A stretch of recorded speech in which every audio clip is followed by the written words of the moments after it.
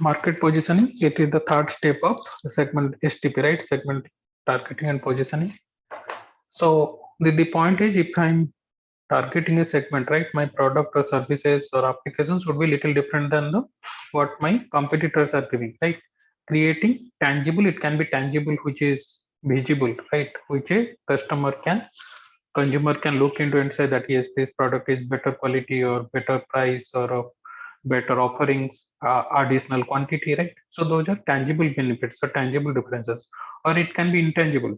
Intangible will come from your brand association or brand differences. This is a premium brand, this is a well-known brand. If I wear this, clothing material might be same, but if I wear this gives me certain additional self-esteem, right?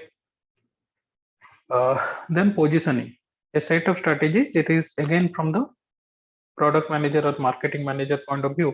A set of strategies a firm develops to differentiate its offering in the minds of target customer, right?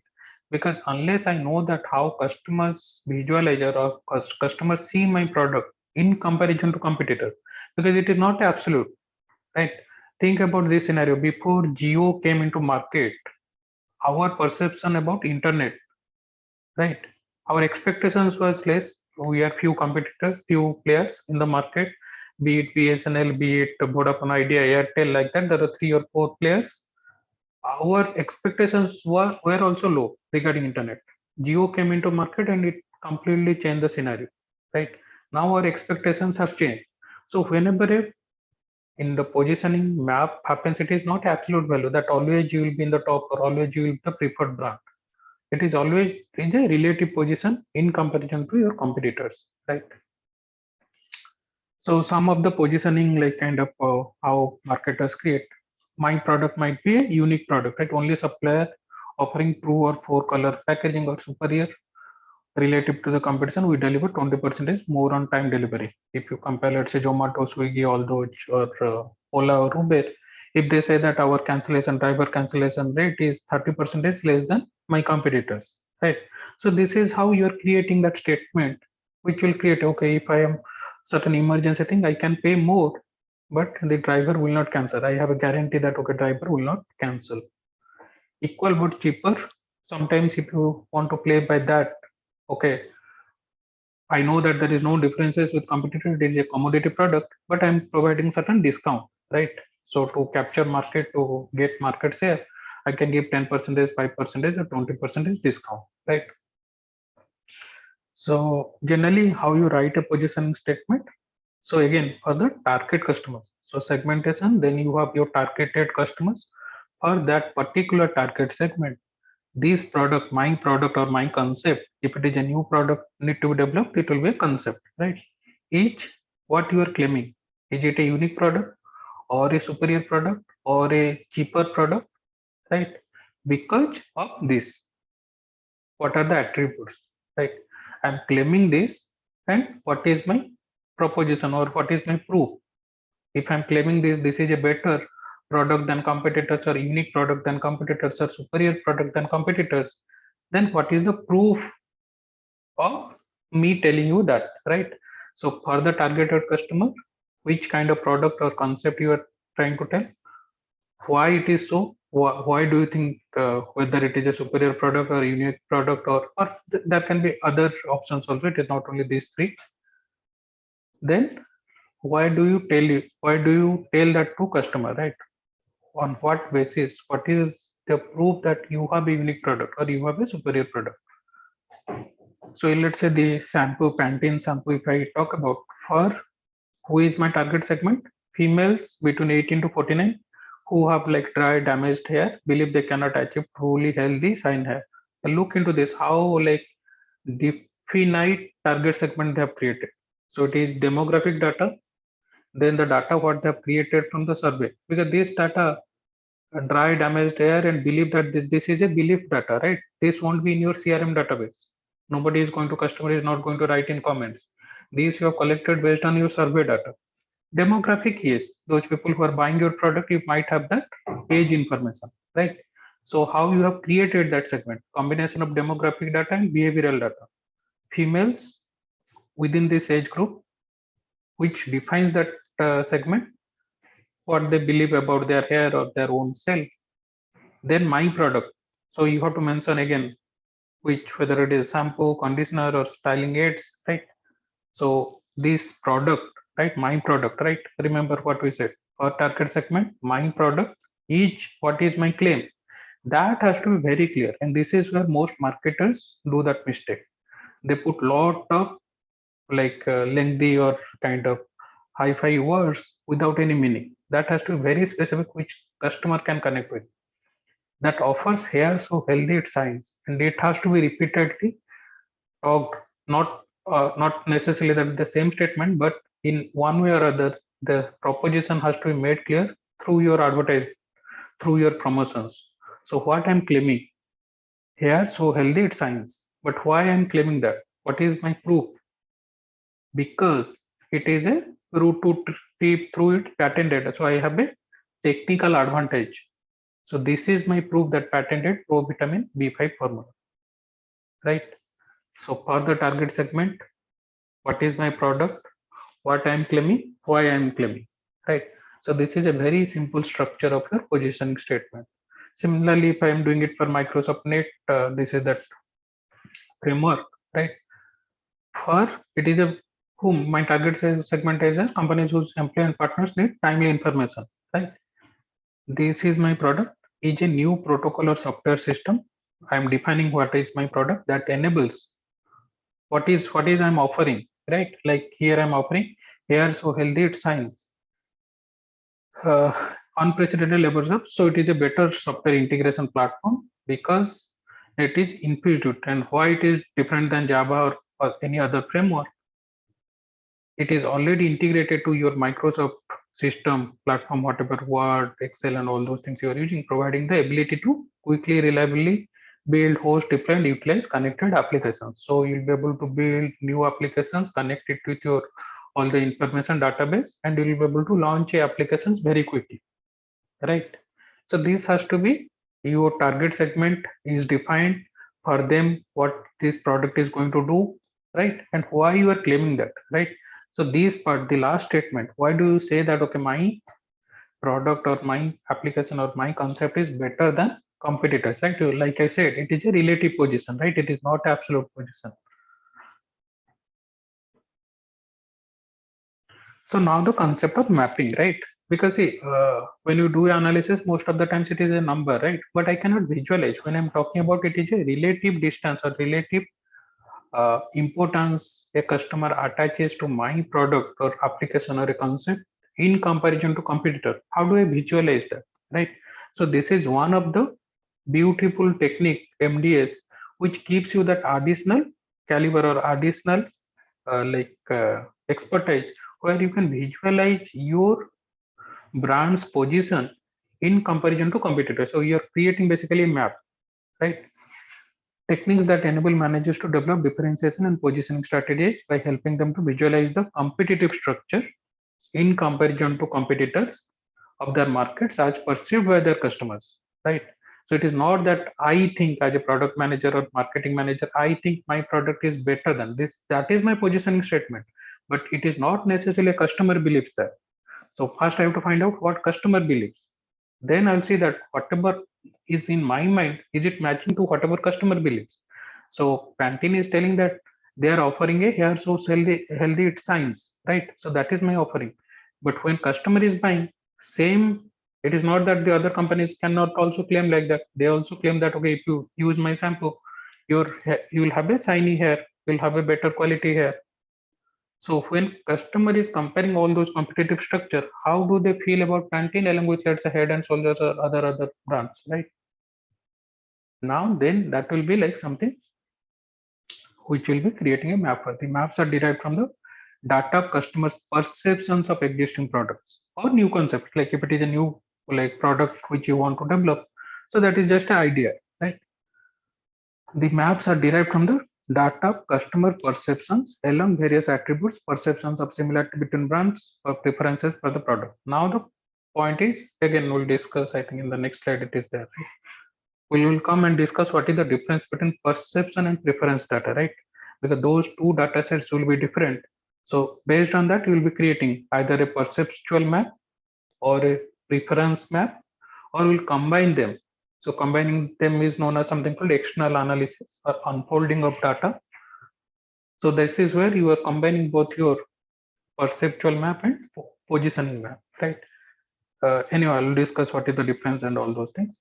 So something like this, right? If I simply, if I let's say want to create a positioning map of different fruits, I need to be very clear about the dimensions. Here, dimensions can be usage or price also, right? So these dimensions need to be defined, right? Place competitors on a map, product companies offerings. So whom you are placing, either a product or application or a software or a process, not process, their whatever services they are providing, right? Position them along relevant dimensions. Relevant to whom? Relevant to the customers, because they are making the choice, right? So these at dimensions, this is where you have to carry out a market research. You have to do a secondary research. If somebody is purchasing a car, on what dimension they make a choice, right? Earlier, if you see, when petrol or diesel was not that much costly, that might not have been that bigger dimension or bigger attribute on which customer used to make that purchase. But today's world, that will be one big dimension, fuel or mileage, right? Again, for your target segment, if you're looking for a premium segment, let's say super rich people, that might never happen, right? So it is always, positioning map is always about a particular target segment. So if you are trying to sell your cars to a middle class family, right, what are the dimensions they're looking into?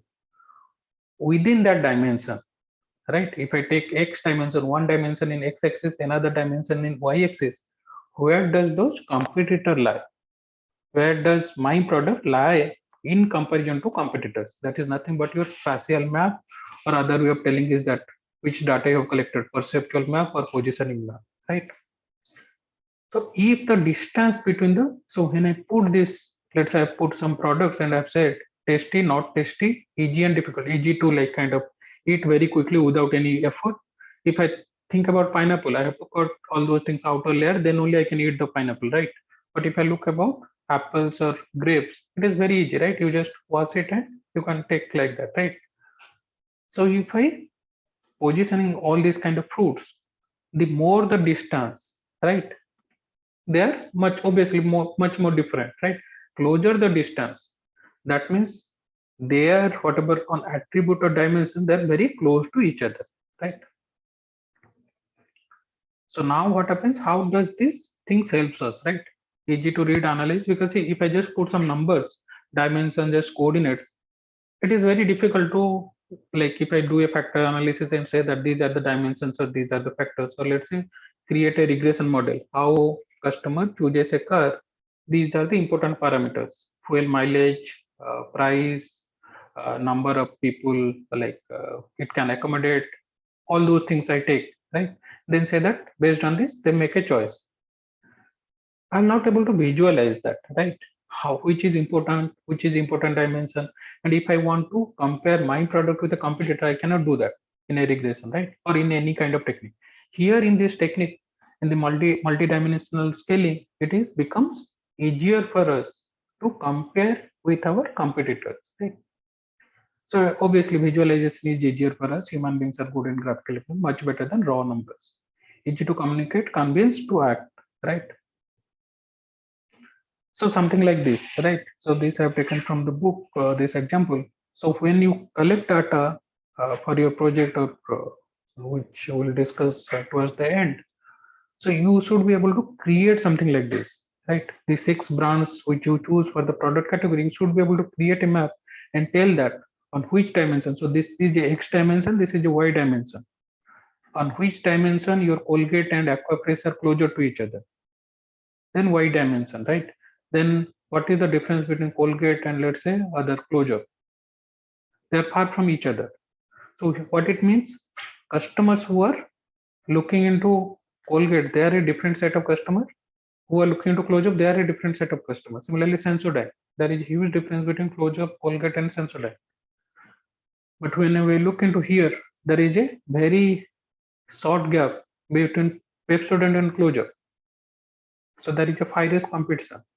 So how does these things help you, right? So whenever there is a like closure competition, you know that This is where already a lot of competitors are there. If you look into the right side and uh, down below, there is little gap. Here only two competitors. Here only two competitors. So there are certain gap in that market. You can enter there. So if you have a value proposition which is linked to that kind of attributes or dimension, you can enter that market. So it is not that you cannot enter the market here where there are a lot of competitors, but again, gaining a market share will be pretty difficult, right? Already for that dimension, for that attributes, already, let's say this my X dimension is whitening of teeth, right? And Y dimension is, let's say, cavities, fighting cavities, right? So there are, let's say, two dimensions. So whitening of teeth and fighting cavities, right? So if I look into this, so there is a gap here, fighting cavities, or let's say sensitive, like those, like for those people who have sensitive tooth, put some relaxations to sensitive tooth, right? Here, if I see here, only Sensodyne is there, right? So it is not that after creating chart you are putting that attributes. Here actual attribute names are not written. That's why I'm just giving you certain example. But actually that attribute names you have to write. And dimension you have to define what is the dimension. So once you have cleared that, okay, what does y-axis mean, what does x-axis mean, you know that there is a gap here. Here only two players are there. So you have a chance to get there, right? Obviously you have to look into that whether you have a capability for that, right? Brands that are close on the map are close competitors. Customers have similar perceptions about those brands. Those brands compete on the same dimension. But which ones? Yes. Sir, actually, this matrix, how can we find the matrix, sir? This matrix, Yeah, we'll create the this. We have spatial not map. created this. We'll Okay, sir. create this. I'll show you how to Okay, create. sir. We need Okay, sir. certain raw data for this. Using raw data, we'll be creating. Then how do you use this? Check how customers' perceptions of client products, your product, that is client, compared to perceptions of competitors. Identify product strengths and weaknesses. Select competitors to compete again. Like I said, so if I know that here in this dimension where only close-up and Sensodyne is there, there might be a gap where I can enter. If I can promote my product saying that it is for sensitive tooth and it will fight cavities, right? Obviously, that I should not lie about that. My product should have those features, but there is a gap there, right? Here there are already four competitors, right? It will be very difficult to compete with them, those existing competitors, right?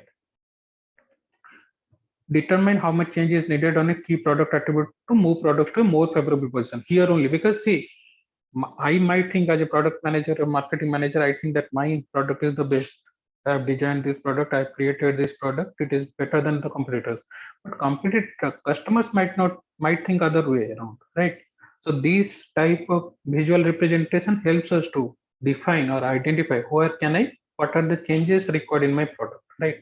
Obviously, if it is an existing product, you cannot do much. If it is a concept, you can make those changes. Visually determine impact of communication programs on market perception. So this is a regular. So let's say now you realize, okay, this is how customers perceive.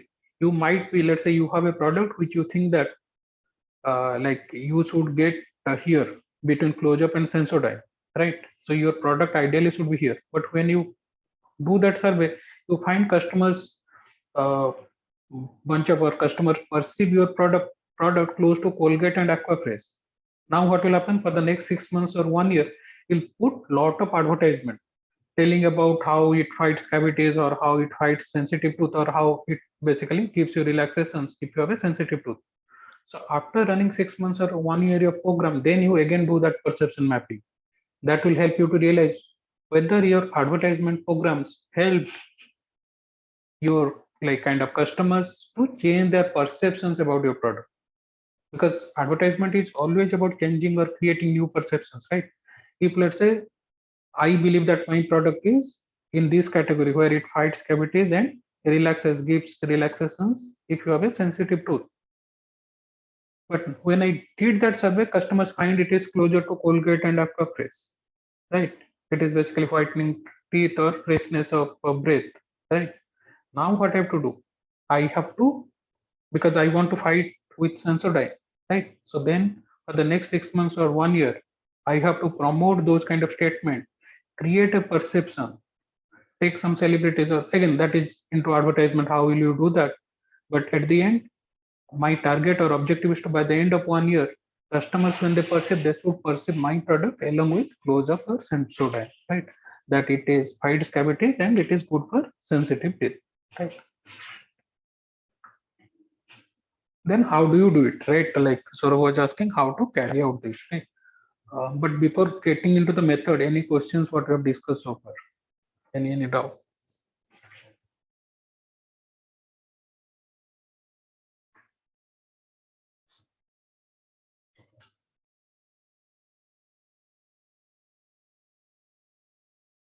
Okay. So there are different methods: factor analysis, principal component analysis, perceptual mapping, multi-dimensional scaling. But at the end, all it means, or without getting into the mathematical differences or statistical differences of all these methods at the end will give you a visual representation of your product or services along with certain dimensions. Now the point is how you ask your respondent. So you can ask and about your perceptions of your product, right? So there are different ways of collecting the data which we'll discuss. But let us try to understand what is the difference between perception and preference, right? Think about in this way. If I say that, okay, how do you perceive a Tata car and let's say Honda car or a Toyota car or a let's say this Hyundai car or Maruti car, right? Say I have 5 or 6 brands in car company, right? So perception in the way how a customer perceives different brands, right? So there are different ways of asking questions. One way, direct method, which we'll discuss. I can just ask that, okay, if you have a this Toyota brand, okay, Hyundai Creta and let's say Toyota Endeavor, right? Innova or Endeavor, if you put, how similar these two products are or how dissimilar these products are. If they are similar, so in a rating of 1 to 10, if they are both the products are similar, put 1, close to 1, 1, 2, 3, 5 are do not know, you do not have, you cannot differentiate between them. 10 are very dissimilar, right? Completely opposite of each other. So that is a direct way of asking people, right? If I ask you, how do you perceive this job, one particular job profile and another job profile, right? If I give you the details, how do you perceive them? Both are close or both are similar or both are completely different from each other, or you do not have any answer, middle 5, right? So in a scale of 1 to 10, I can ask you directly. So that is a direct approach of collecting perception data. Another way of doing this is, I'll say certain dimensions. Let's say dimensions of a job is, let's say the salary, your like kind of number of hours you will be on desk or you'll be going to the field, your job hierarchy, whom to report, job length or job satisfaction, like that, whatever the dimensions of a job description, I put that. Then I say that, okay, rate this job. In one job profile I'll tell and I'll say that rate this job, or like we did that exercise. Let's say there are different toothpaste. I can ask that, okay, compare. So how do you think, like, what is the, whether close up or the Sensodyne are similar to each other? So for each customers, I can ask like that in a scale of 1 to 10. If you believe those two products are similar, then rate them 1, 2, 3. That means they are similar. Or if you think they are dissimilar, they rate them 7, 8, 9. 10 means very dissimilar. 1 means perfect, like full similar, like they are very similar, right? So that is a direct approach. Indirect, what I'll say, there are a lot of properties or lot of advertisement statements about different toothpaste. So one statement is it fights cavities, right? So if that is a statement, rate each product, right? So what about close-up? If that statement is it whitens teeth in a scale of 1, not at all, 10, yes, very much. In a scale of 1 to 10, rate that product. So you are rating the property or dimensions for each product, right? Do it for, let's say, Pepsodent, Close-up, your Sensodyne, for each of the brands what you have taken. So you can do that. Similarly, let's say it fights cavities. So you are giving a rating for each product, right? So now what happens? You have created dimensions, right? So you have, let's say, 5 or 6 dimensions, and for each of the brand you have chosen, you are asking your respondent to rate them, right? Each of the brands under those dimensions. So it hides cavities. How do you rate close-up? How do you rate Pepsodent? How do you rate Sensodyne? Right? For all those 5 or 6 dimensions or 10 dimensions, you are asking your customers to rate those products. So that is indirect way. Direct way, I am just asking whether these two products are similar, right? So that is about the perception data, right? We are collecting perception data in two ways: direct approach or indirect approach. For your survey, I'll prefer you go in the indirect approach, because direct approach, what happens if I have 10 products? Let's say if I have 6 products, 6 brands, and every time they have to compare 2 products, so they have to make comparison how much? 6 into 5 divided by 2, 15 comparisons. Comparison is always a difficult task. And another problem is that we do not know on what dimensions they're comparing.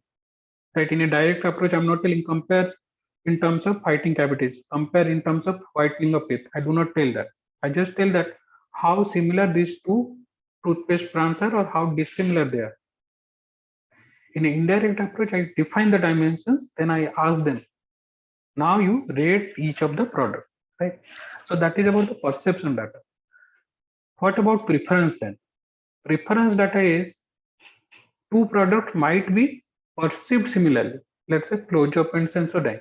They might be perceived similarly that okay, they are good for fighting cavities.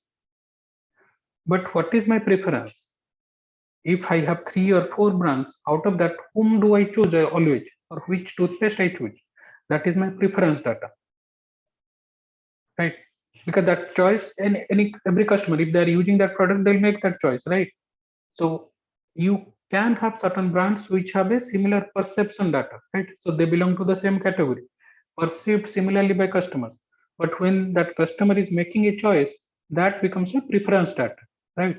So generally we try to use both perception data and preference data and try to use them both to create a spatial map, right? Anyhow, how to create that I'll show you, but is this clear? What is a perception data? What is a preference data? Anybody having any doubt? Again, Yes, Surajit? no, sir, not clear, sir. Clear, right? Or not clear? No, sir, not clear. Okay, okay. Let us try to understand. I'll come back to this. So input data is perceptions. Perceptions is direct or derived or indirect. Okay. So what do you mean by direct approach, right? Direct approach, what I'll say, create toothpaste brand and Colgate. I'll ask customers how similar or how dissimilar these products are. Or it can, here it is very dissimilar is 1, very similar is 7. You can put in other way around. Very similar is 1 or very dissimilar is 7, right? It is up to you. Answers will still remain same. So now what is happening? I'm directly asking customer to compare two products. On what dimension, that I have not told you. That is up to them. Let's say for each of you, I'll say that okay, so right, you might not have used all the toothpaste. Ideally, whatever toothpaste you have used so far, right? So when I say that you compare Colgate and Aquafresh, right? How similar they are? What do you believe? Whether they are similar toothpaste or dissimilar toothpaste.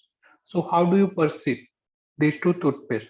So this is a direct approach of collecting data.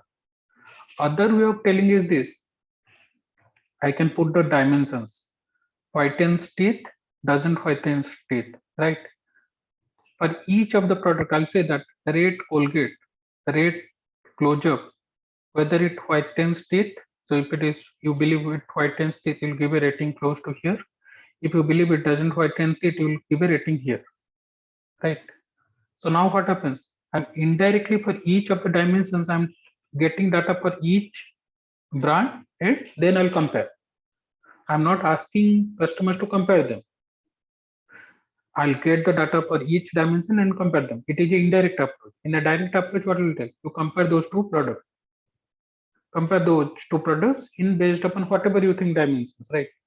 So that dimension I'm not asking. I'm just asking compare those two products, whether those two are similar. What do you believe? Whether those two products are similar or dissimilar, right? So this is the perception data, how customers perceive your product in comparison to competitor, right? In a direct approach, we're just asking compare these two products, whether this products are similar or very dissimilar. In an indirect approach, we are collecting. Yes, sorry. So during direct approach, how can the customer answer it is similar or not similar if he hasn't used the other Yes, so that's what I told brands? in the beginning, right? So if they are not used, you cannot ask that, right? So you have to find customers who have used those products. So if they have not used that, obviously they cannot compare, right? Yes, sir. So not necessarily used, right? Yes, but the toothpaste obviously it will be there. For a food, obviously it will be there. But for certain brands, it is not that you have to like car. It is not that every car you have to write. You will have an idea that okay, Mercedes, Audi, BMW. How do you see them in comparison to Maruti, Honda, Toyota, right? So that is a perception. But yes, some cases food. If somebody is a vegetarian, I cannot go and ask them about non-vegetarian items, right? Or if somebody, let's say somebody who has not used a Sensodyne or a Colgate or a close-up, that is something which is a user behavior has to happen. But for certain product, yes, we can do ask them. Let's say because most of the customers might have had mobile phone brands. It is not that all of you have an iPhone, but you will have certain perceptions about iPhone, right? Or not all of you have used certain like laptop brand, which is let's say Apple MacBook, right? But you might have because you have heard about it, you have read about it, you have seen advertisement, you will have a perception. Certain product which is has to happen, user behavior has to happen, somebody behavior will happen only after usage, that you cannot do. But yes, most of the times we try to find it from those customers who have used, right? Because that will give a better perception, right? If somebody has not used, that is just based his own imagination, right? If somebody has used, it will give a better perception. Is this clear? Yes, sir. So perception data you can collect for your survey, for your project. I'll prefer you collect, you first find out the dimensions. So anyhow, the advantages, disadvantages we'll discuss. One disadvantage is in direct approach.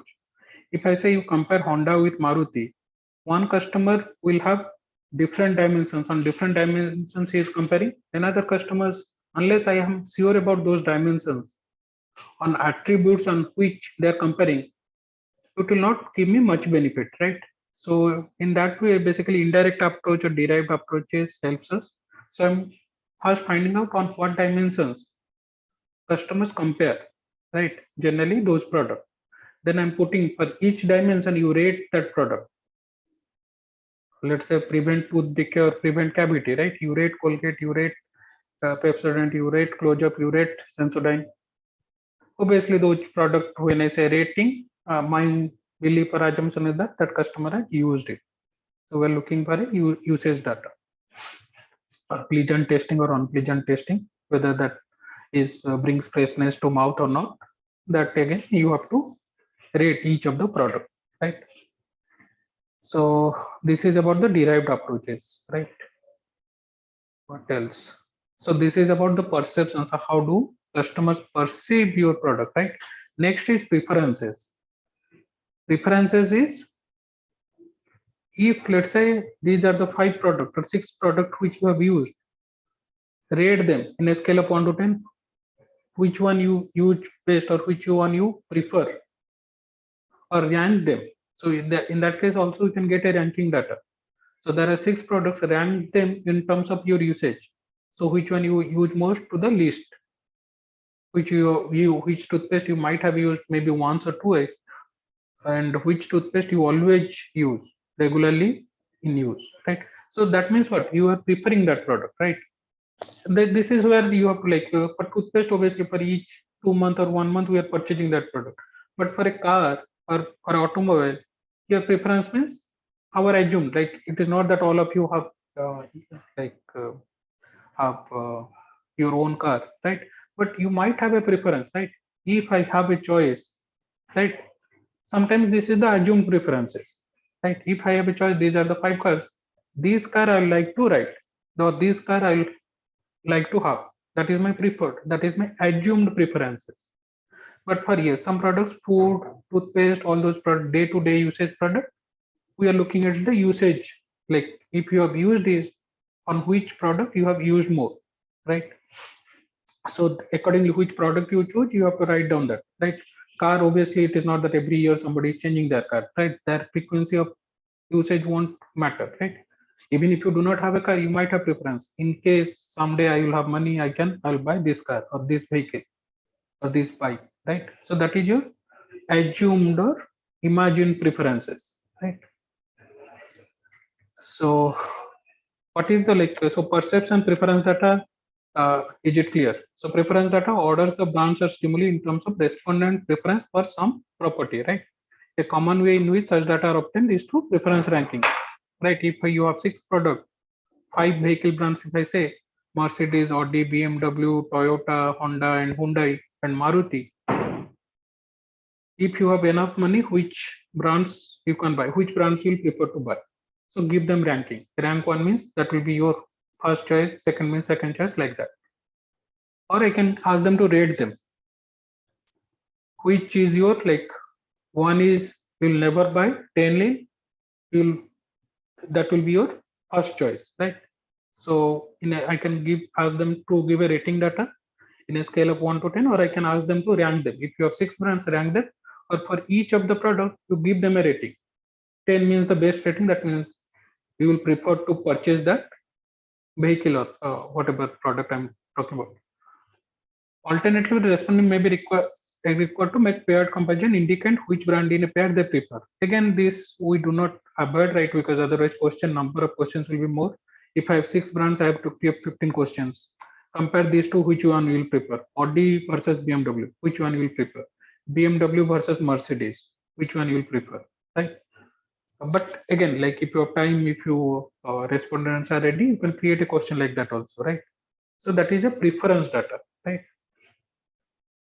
So ratings I have told, preference ratings for the various brands. The configuration of derived from the preference data may differ greatly from the obtained from similarity data, right? So this is what I told. Perception, I perceive 2 products in a same dimension, a close-up and Sensodyne or Colgate or Sensodyne. But when I'm making preference, I might have some other product because I do not have a sensitive tooth, right? I have used those products, but I do not have a sensitive tooth. So I use something, let's say, for freshness. So my preference data might be different from my perception data, right? So is this part clear? How perception is different from preferences? Both are not similar. Perceptions means how do I perceive different products, right? Preference means given a choice of these 5 products, 6 products, or whatever number of products, which ones, what will be my order of choices, right? Is this part clear, or anybody having any question?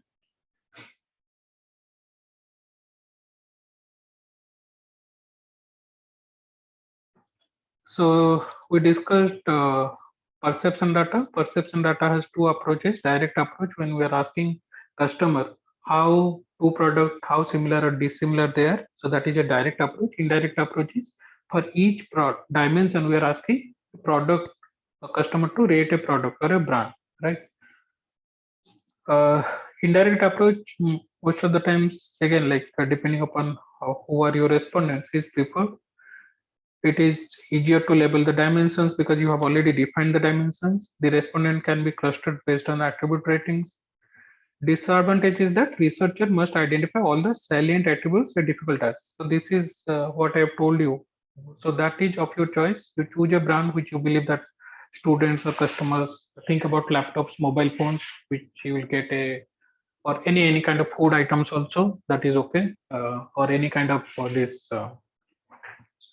but the point is, at least you should have 5 to 6 brands, right? So what happens, you can compare Zomato, Swiggy, but the problem is there are only 2 brands. You will not get much data. So think about a product or a service or an application where you can get at least 5 or 6 brands, right? Before asking the customers to provide their preference ratings, right? Get a dimensions or attributes, right?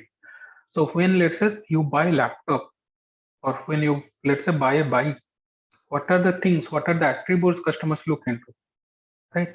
So first find out that, right? So for that, again, you have to do a little bit of secondary research, find out how like, let's say, if you're doing for a car, how respondent or customers choose a car. or how customers choose a laptop, how customers choose a mobile phone, what are the criteria, what are the attributes, right? Once you have defined the attributes, then for each attribute, you ask your customers to give their perception about those product brands, right? So then you'll collect your perception data, then preference data, right? For each product, you ask them to rate them, right? For each customer, what is the rating they're giving to that product, right? If they are like they have, let's say, for a car, if they can purchase any car, right? And I give them 6 brands, what will be their preference ratings? And that scale 1 to 7 or 1 to 10, you can decide. Uh, Direct approach, the researcher does not have to identify a set of silent attributes because I'm just asking compare them how similar or dissimilar they are, right? I'm not telling on what basis we are comparing, right? So I do not have to select the silent attributes, right?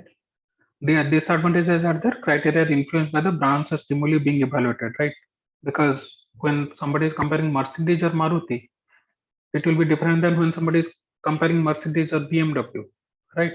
So depending upon which product or which stimuli they are comparing, their attribute or dimensions will be different, which the researcher will not know, right? So I will prefer you go by this method, and this is what I've mentioned in your indirect method, which I've mentioned in your project also. So preference data we have discussed. That is, yeah. Yes, Vivek. Sir, I have a doubt. Sir, if we ask certain questions about the characteristics of what they will prefer in a product, if we take an example of car, they will choose some specifications that they would like in their car, that they would like a sunroof or they would like a No, no, panoramic sunroof. Vivek, you are not asking what are the attributes they are like. So that attribute you have already found out, right? So first, see this attribute. Let's say for a car, what are the attributes? Let's say the fuel. Sir, Sir, I will ask them the attributes rating, like if you will prefer the sunroof from 1 to 5, uh, or the sitting comfort. No, Or you are I will not. ask You are them, not asking. You are not asking for each individual attribute. Let's say same example. What I'll say, the sitting arrangement, sitting capacity of a vehicle, right? That is a big attribute dimension. yes, Sitting capacity, right? Now, when I'm getting this perception data, sitting capacity is one dimension, and I'm asking that customer to rate all those 5 brands which I'm or 6 brands which I've selected. Honda, Hyundai, Toyota, Maruti, like that. 6 brands I've selected for a particular car. Obviously, particular car I have to mention the brand name. Sitting capacity. Now rate from 1 to 10. 1 is perceived as very poor. 10 is great. Right. What about Maruti? What about that particular car brand of Mercedes or Audi or let's say Mahindra, right? So it is not that you are asking that okay, whether sitting capacity is a important attribute to you or not. Sitting capacity is important attribute that as a researcher you have chosen. Now what you are asking for the sitting capacity attribute, you are asking customer to rate each product. What about this Maruti car? What about this Mahindra car? What about this Toyota car? What about this Honda car in a rating scale of 1 to 10? Right. So that is where you will get a perception data. Is this clear or still any doubt? yes, sir. Sir, partly clear, but I have a Yeah. doubt that for a person who has unlimited budget, starting from Mercedes and till Maruti, Yeah. the person who is actually buying Maruti is much more concerned about their sitting capacity rather than a Mercedes person. Exactly. So this is where I told for a target segment, right? So the research which you are doing for a particular target segment, if you think that you are doing it for a person who will can buy Maruti or Audi and all those things, sitting capacity will not be a good dimension, right? Because for them it doesn't matter. They can buy 5 cars. Sitting capacity won't be a dimension for them. But when so this is where this positioning map will be done for a particular target segment.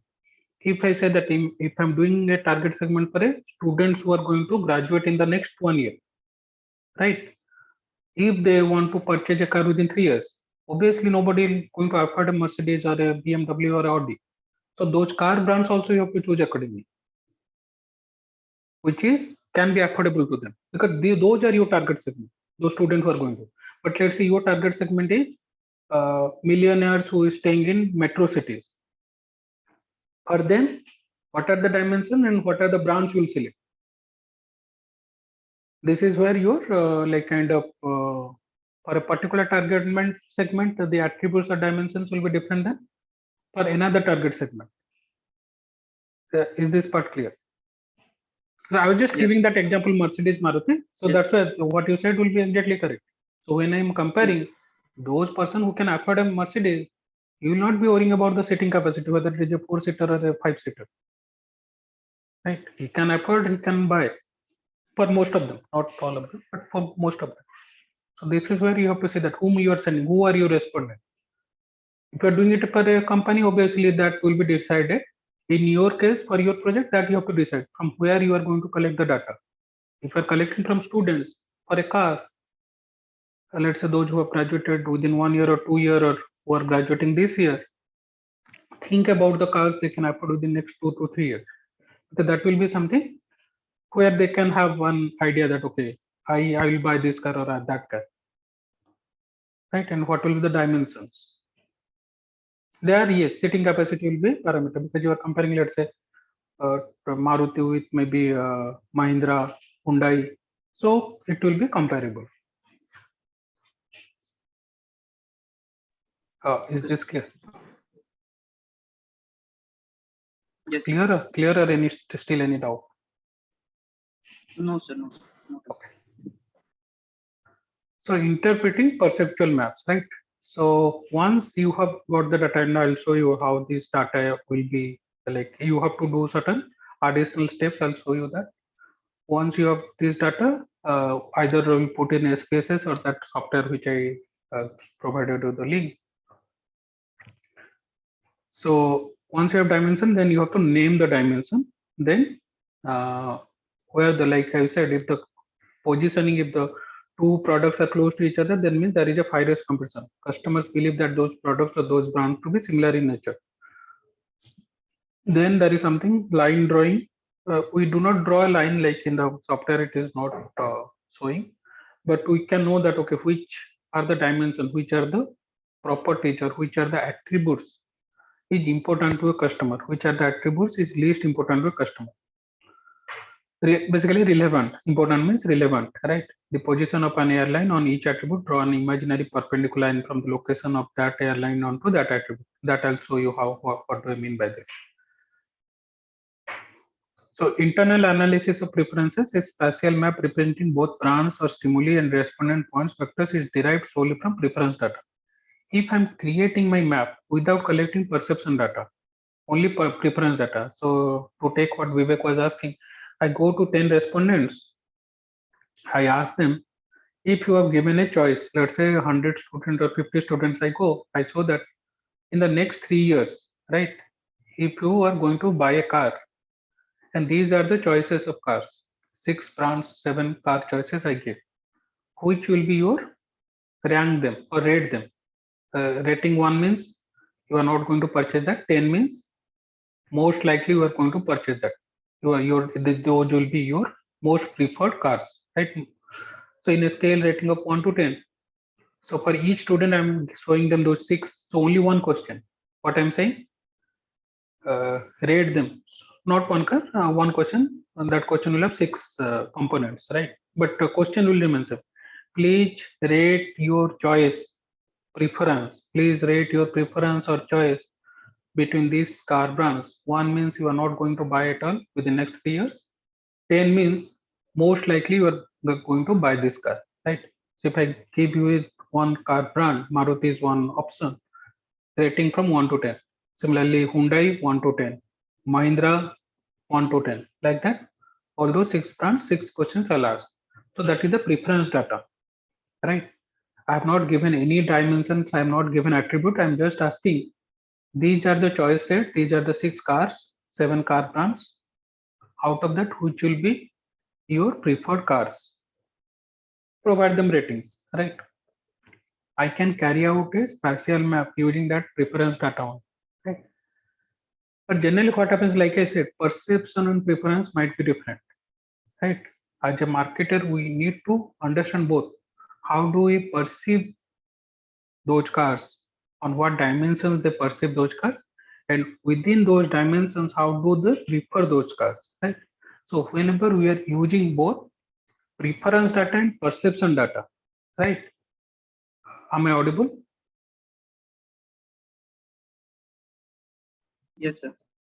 Whenever we are using, so if I'm doing it only based on the external analysis preference, the ideal points of vectors based on the preference data are fitted in a spatial mesh derived from the perception. If I'm using perception data, it is external analysis. If I'm only using preference data, it is internal analysis. Ideal scenario which I have given you for the project: collect both preference data, collect perception data, right? Then accordingly create a joint map which have a perception data. On that perception data, your preference mapping, right? So you are combining perceptual map with a preference map. So that is something known as unfolding of data, right? Data unfolding. So what we are doing, we are combining both perceptual map and preference map. Now I'll show you how to do this. This is basically for your how to like kind of for your project. I've already given this information. So let me just show you. And these are the some of the dimensions you can take. Product characteristics. These are basically some of the dimensions, right? Service attributes. If you are doing it for, let's say, companies like urban company and competitor, right? Only problem in India is that for some it is a duopoly, right? Zomato, Swiggy, Uber, Ola, Flipkart, Amazon, right? So this is where the trouble will happen. At least we should have 5 or 6 points so that we'll get a good visualization. If we have only 2 points, so we'll not have much information about that, right? Or personal, right? Service personnel, how they are there. Let's say if you are comparing few banks, right? On their personal also, the employees also can do this. Hotels, right? Restaurants or hotels, brand image, right? Symbols, emotions, personality, right? Can customers recognize the symbols? What kind of emotions comes into mind, right? Personality, how do they perceive? What kind of personality they give it to each brand, right? Okay, so just let me show you what is this perception and preference data. I have already shared this data in Google Classroom.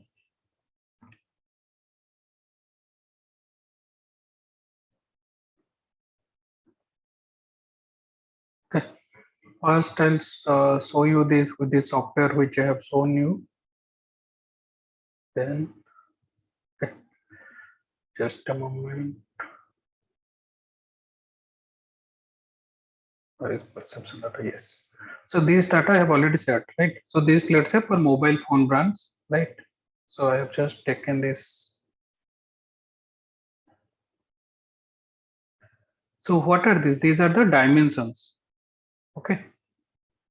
Display size, easy for use for navigation, easy for use for typing, voice call quality, comfortable to call, user friendliness, media quality, camera quality, compact quality of display, finish, product image, brand image, high prestige, value for money.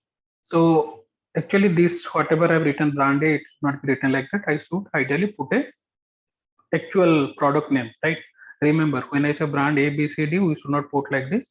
You should put whether it is iPhone or a, let's say, Samsung Galaxy S22. Here, I'm just giving you certain example data. That's why I've not put. But ideally, whenever actually create a survey, select top 5 selling phones, like which people generally use, students generally use, and take those products, right?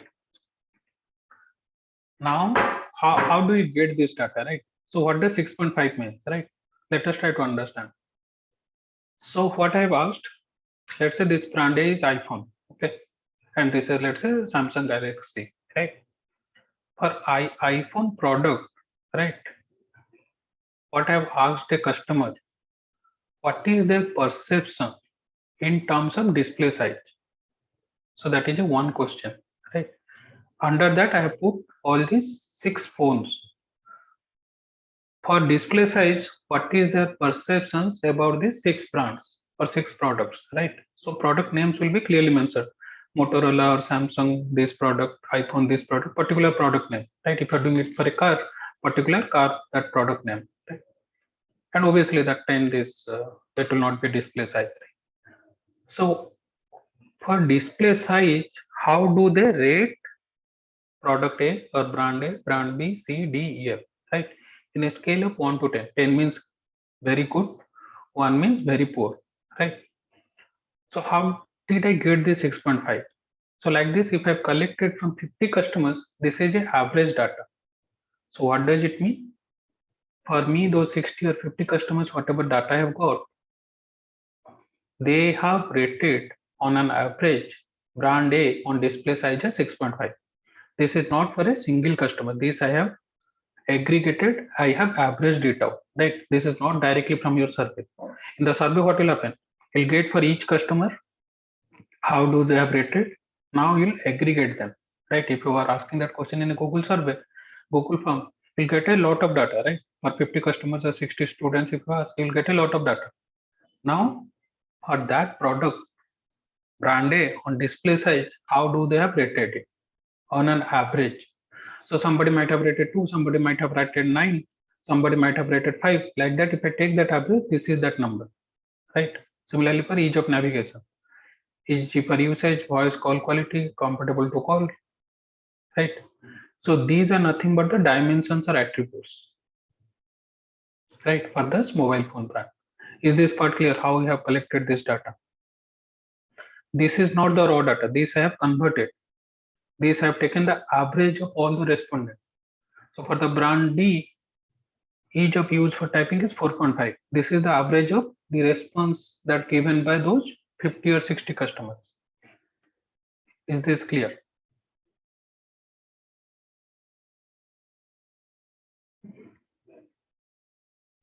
Anybody having any doubt? There's a brand image. Brand A, the average brand image is very high, 8.6. All those 50 customers have rated very high. So that's why the average is coming as 8.6. It is not that a single customer has given 8.6.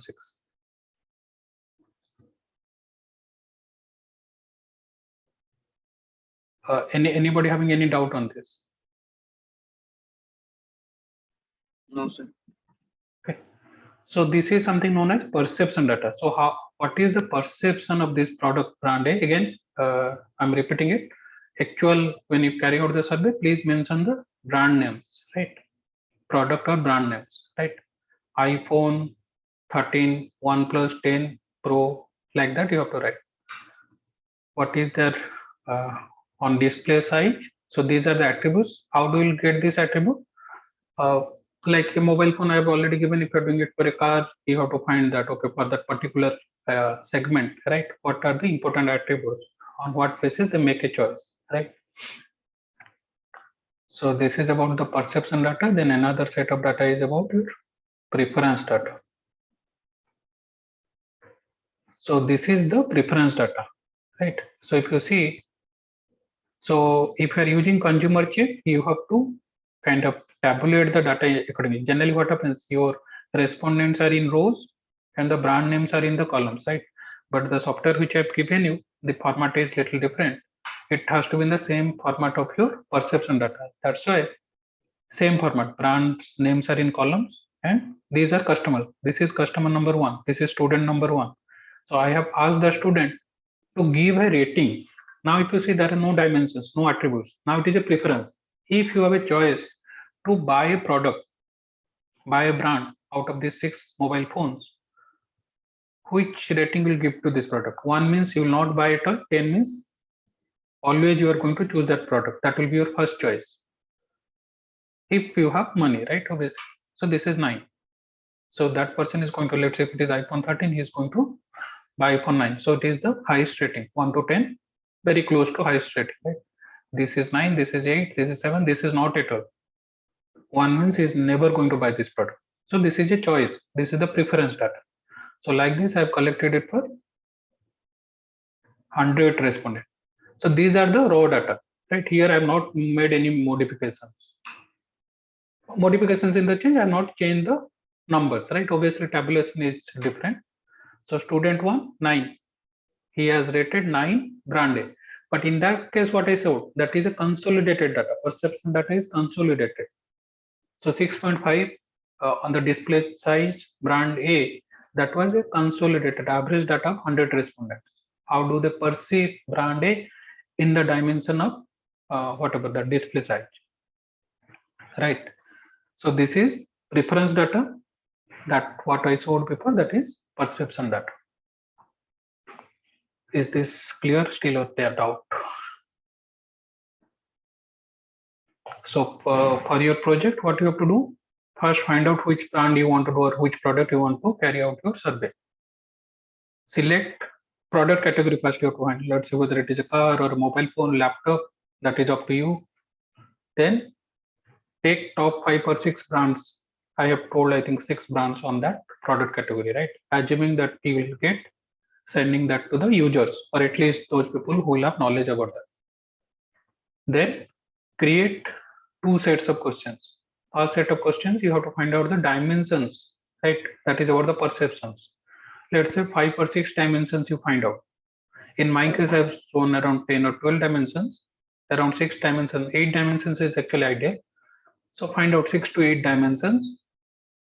Then ask those respondent to rate each of those products. Let's say you have to check. Your voice is breaking. Hello, am I audible or is it breaking? Hello. Audible, sir. Okay.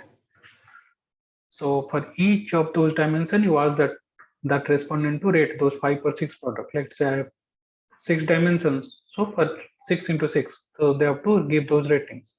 Then another question, which one you will prefer, right? Brand A, B, C, D, E, F, right? Brand A 1 to 10, what will be your rating? Brand B, so additional 6 questions. So if I put in terms of questions, if I have 6 products, right, 6 brands, for the perception data, I have to ask 6 product into 6, 36. Not that in the Google form you have to create 36 questions. There is a matrix type of data. So you can create only 6 questions and it will be done, right? Then this is one question, 7 questions. So within 7 questions, you can complete your questionnaire. So preference data, brand A, which one you will prefer? Brand A, what will be your preference rating? In a scale of 1 to 10. Brand B, preference rating. Brand C, brand A, right? So that will be one question. Then for those 6 dimensions, there will be 6 questions, right? So is this part clear how you are going to collect data? So that is up to you which product you are going to choose. Choose a product which because I think most of you will collect data from students. Uh, uh, you can, so that is up to you which product you choose, but you have to remember this is for a target segment, right? So those whom you are sending that survey, they can ideally, at least even if they are not used, aware of those products, right? Have certain knowledge about those products. Any questions on the data?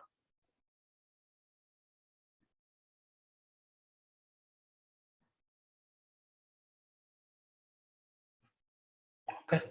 So only one additional thing, in case some of you are using SPSS, right? So SPSS preference data, your respondent, only in the consumer check if you are using, that will be little different preference data you are putting in this way. In SPSS standard format. So this is one, this is respondent number 1. He has rated brand A 9, brand B 9, C 8, 7, 1, 4, right? So the structure of the data is little different for the preference data in comparison to the other software, right? So you are putting your respondent in the rows. In the other application, other software, your respondent were in the columns, right? So if you are using SPSS, use this format.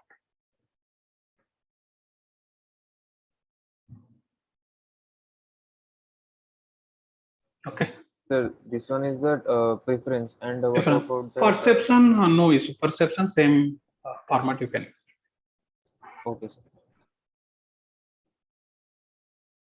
Okay, now let me quickly show you in which is this. Just a moment.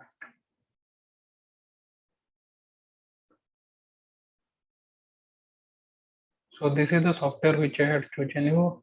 Is the screen visible to all of you? Yes, sir. Yes, sir. Okay. So you have to go to File, Add Dataset. So here actually this document I have copied and given you. So it is actually what I was just talking about, how the dataset should be like written or formatted, right? So this document I have copied this text and given you in a Word document, right?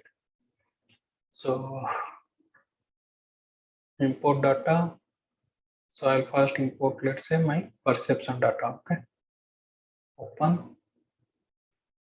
So this is what descriptive analysis or sensory profiling, right? So this is the perception data or sensory profiling, right? So other way of this data is so conjoint analysis also can be done here, but we do not have a product design data. What we have here, sensory profiling, right? This is your perception data is nothing but your sensory profiling. We add that, add data set, I'll add preference data. So this is consumer liking. How do consumers like these products, right? So these are two data. So data analysis is very simple. Go to the preference mapping, select your preference data, select your profiling data, right? So nothing else to be done. You're within few seconds.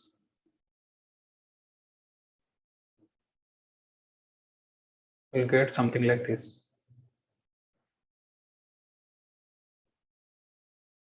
Okay.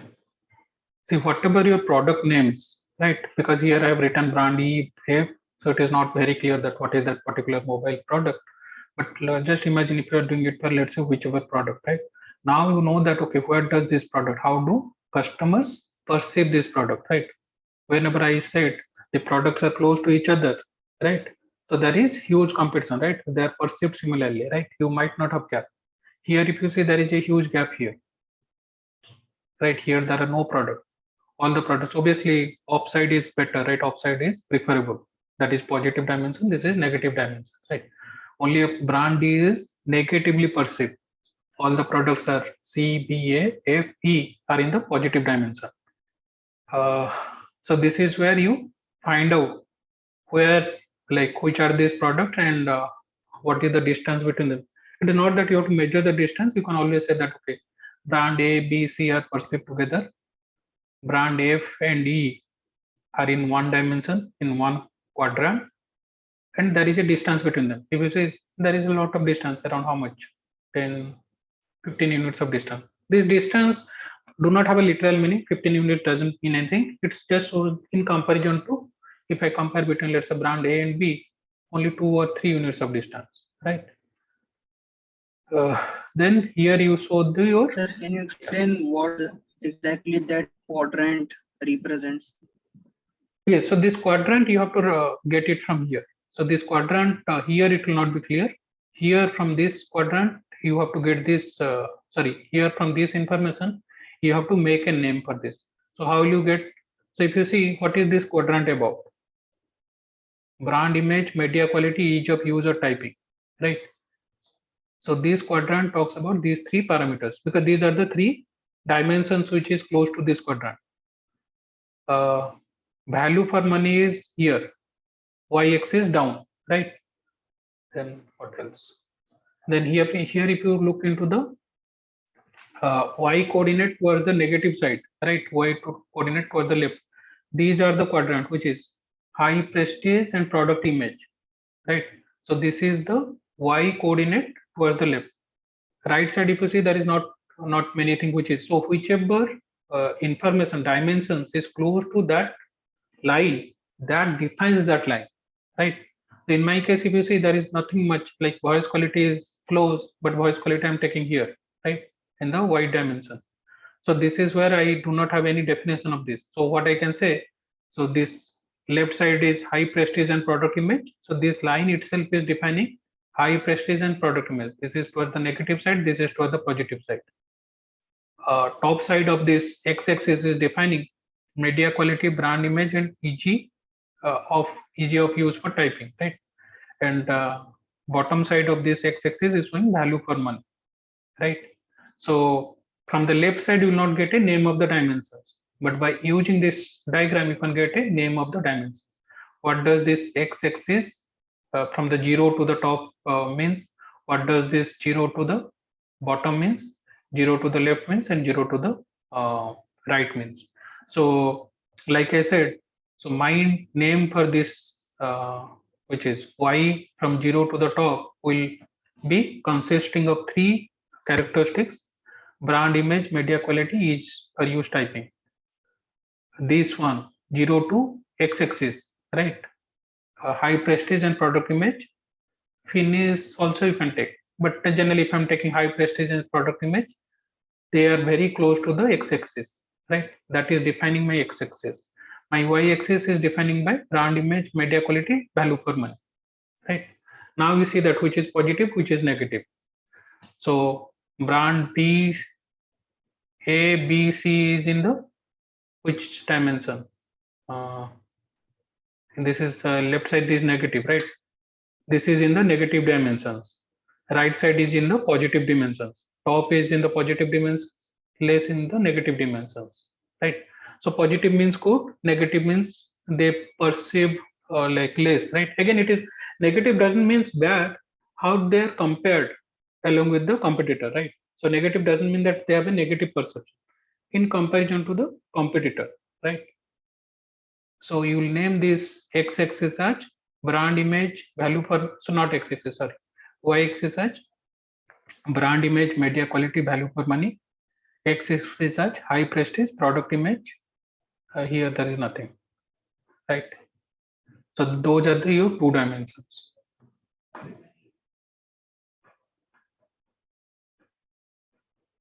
Is this clear, or any questions or doubt? Yes, Abhiman. Sir, the value for money part on the right hand side is closer to the x-axis, no? Yes, so you can take that as x-axis. Okay, okay, Correct. sir. Thank you. Correct. Value per money actually is close to x-axis. So high prestige product image value per money, you can take it as a dimensions of your x-axis, brand image, and what else? Media quality. Is for use also you can take, right? That is close to y-axis. That defines your y-axis. Others actually, if you see, there is not much like definitions which is coming for the dimensions, right? All these things are far from your x and y-axis. Voice call quality, display size. So these are the dimensions on which customers are perceiving your product. So that doesn't mean that this is a display size or user friendliness is not important, right? Might be for a other target segment. Though target segment for which 100 customers have taken, for them these are the important dimensions: high prestige product image, value for money, brand image, media quality is for use type. So that doesn't mean that other are not important. In comparative, these are the dimensions which are important. So that is one aspect which I'm getting from this data. Second, how this product, so these numbers which is written 4969, these are the customers, right? Now if I have additional customer data, if you say I do not have demographic details here, if I do have customer data, I can now create a clustering. Okay, these are the customers who are much more into brand image, media quality is for using. These are the customers who are looking into high prestige or product image, because these are the 97 is the 97 customer, 93 is the 93 number of customer, right? So this data also can be used in additional cluster analysis within the subsegments or subclusters within my target segment. These are the customers who are liking high prestige or who are much preferring high prestige and product image, and these are the 10 type of customer, 10 customers who are looking into brand image, media quality, each for use typing, right? That is again additional usage of this spatial map. So here if you see brand names we have collected, so that is one addition insight we are getting. How my brand, let's say I'm doing it for which one, brand A for brand E, whichever that phone is, right? I might look my product to be very, let's say my as a product manager, I want customers to look at to my product as a very good high prestige and product image, very having very high prestige product, right? High prestige and product image is very excellent. But if you look into this, here it is here at right side, right here in this position, right? It is not actually in the kind of very far from whatever is the customer is perceiving. Then I have to make some changes. Same thing might happen that okay, I want to look my brand C as value for money, or let's say which is very far brand D. Let's say I'm doing it for brand D. I'm trying to project or position my product brand D as a value for money. But where is this value for money is in the x-axis. So there is a lot distance between value for money and brand D, right? So customers are not perceiving my product as a value for money. So my next promotions or advertisement should be according to that. That I'll project that okay, these are the additional things you are getting a product mobile phone, which is a excellent value for money, right? So those are the insight which should come from your analysis. Is this clear? Sir, Yeah. sir, similarly, we can tell for brand A that it is somewhat for money and high prestige and product image is also high. Compare when it is compared to brand C, B, or any other brand. Brand A, can you please repeat? Sir, brand A has more value for money and high prestige and product image compared to brand C, B, or any other brand. Correct. Can we say that? Yes. So remember that is which is coming from the customer side, right? How do you want to project or position your brand? If that is matching, then it is very excellent, right? Whatever as a product manager, marketing manager, if I want to project my brand A as having high prestige, having good product image and value for money, and actually this is coming, which I got a result. Now I'm getting that same result. Then my promotions, my advertisement is working fine. Whatever I as a product manager, marketing manager wanted to show my product as, customers are also perceiving similarly, right? Then it is very good. So always, because see, this is what is coming from the customer. What you want to project, how do you want? So you just think about this. If you want to project Mercedes or Audi, obviously you want to show a premium image, not in terms of let's say mileage, right? So then that will be very big differences between how do you want to project your product and how do customers perceiving it. Yes, sir. Sir, can you please explain once how can I define the value for money, sir? Because there is a negative and positive axis also here. Yeah. So So in four yes. quadrant, yes. Yeah, so whichever is closer to, whichever dimension attribute is closer to the axis.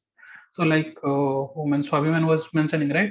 Value for money, if you see, is actually closer to the x-axis rather than y-axis. So this is defining that axis. Whichever attribute or dimension is closer to the axis, that defines that axis. So there we are not looking into negative or positive. Negative is positive for the how customers' preference is coming, right? Similarly, let's say brand image. Brand image is here, I guess. Then media quality and each per use, right? So this is basically closer to y-axis. That defining the y-axis, right? Then we look into how what are important for customers, right? So customers are looking into. So if you see, most of the customers are actually, if I compare, if I put a like kind of tangent line, these are the dimensions. These are the dimensions: user friendliness, each per usage. These are the dimensions where most of the customer preferences are. So if I look into these 6 dimensions, these are the where most of the customers are, right? And if you look into this number, these are negative, right? That means what?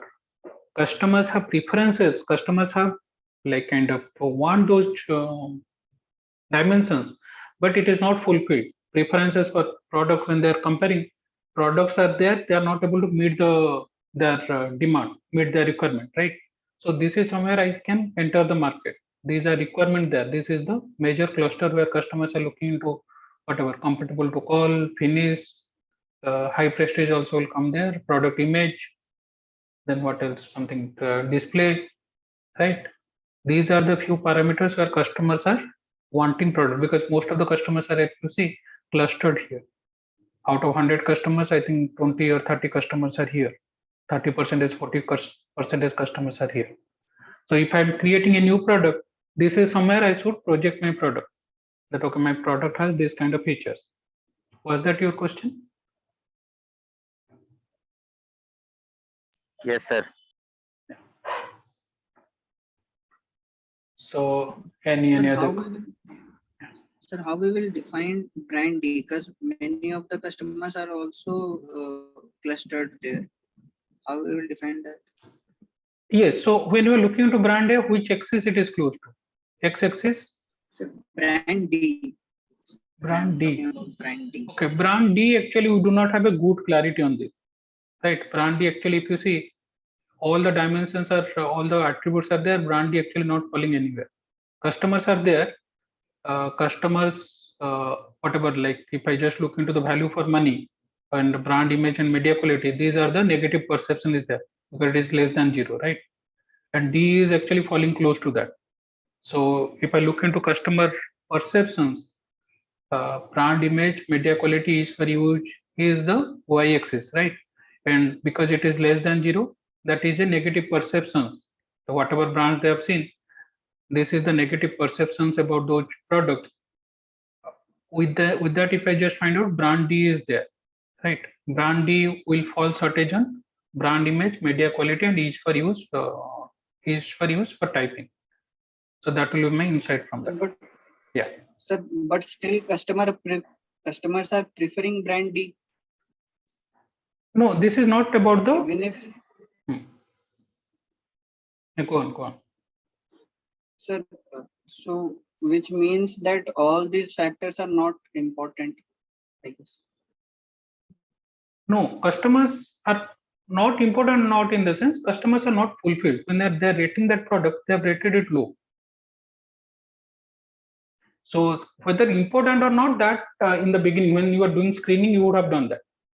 What you are asking the customers on this attribute dimension, you are not asking whether this attribute is important to you or not. Under this attribute, how do you rate these products? Right. So all these dimensions are important to them. Now what has happened?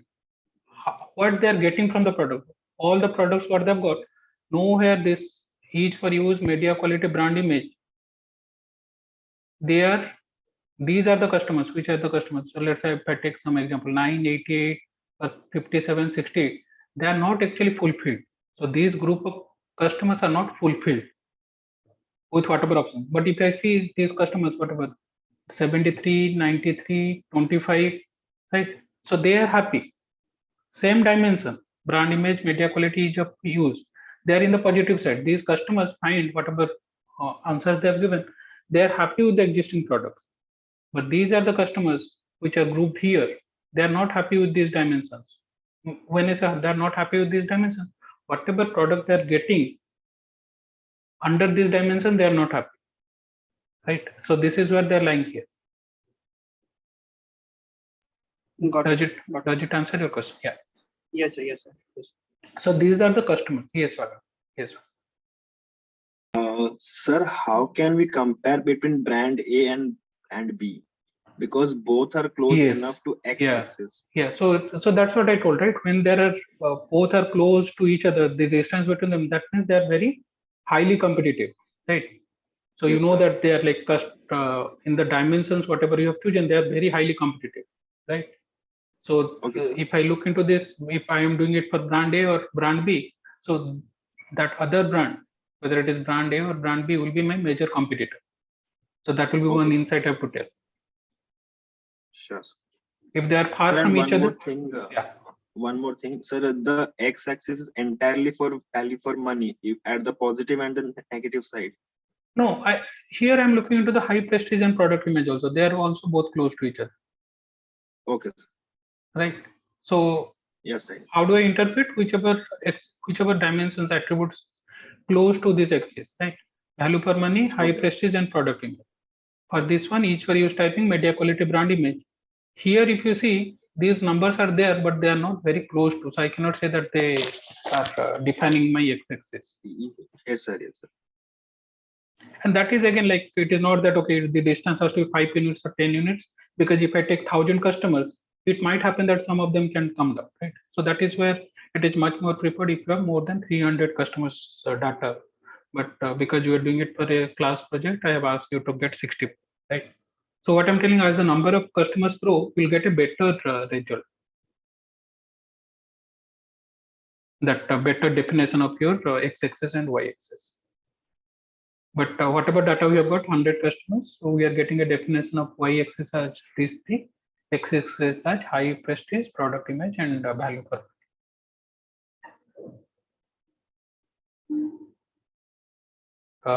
Clear, or anybody having any doubt? Okay. The one last confusion is Yes. sir, in the last graph only. Okay.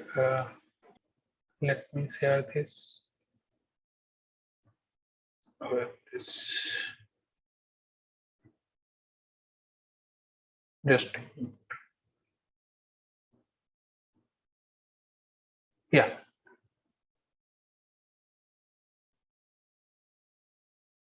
Is the chart visible? Yes, sir. Yeah. Sir, sir, value for money is value for money. High prestige product image defines the x-axis. So, so where the point lies of value for money or product image or high prestige, should we consider that point as the maximum value, or should we consider the values of x-axis? Values of the x-axis. Values of the x-axis. If they're close to that, that means. So here there is like negative, positive. You do not have to consider. That is about the customer. If it is close to that, if these numbers are close to that, you can define. You are defining just the axis.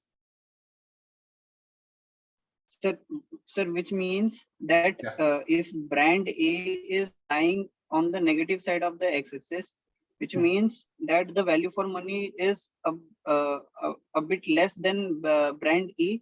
Am I correct or wrong? Yes, if I'm comparing brand A and brand E. Again, it is a comparison. Yes, sir. Sir, similarly, we can also tell that the product image and higher prestige of brand E is more than brand A. Brand E, yes, on those three dimensions: high prestige, product image, and value for money. So on those Just three dimensions, brand E yes. and F is scoring better than brand C, B, and A, and D. Okay. And in terms of each per use typing media quality brand image, brand C is scoring actually top of this score, and brand B and A are almost similar. Brand B and F and E are also similar. If you see, it is almost a horizontal line. So if I look into each per use media quality brand image, brand B, F, and E are almost in the similar line. Brand C is actually doing better in those three attributes.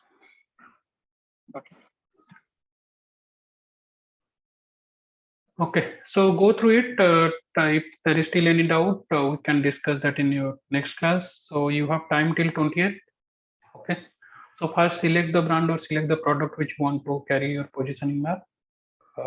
Create or find out those dimensions. Create a survey. Get data. Yes, sorry. Sir, for this project and rest remaining class assignments, can I shift my group? Can you?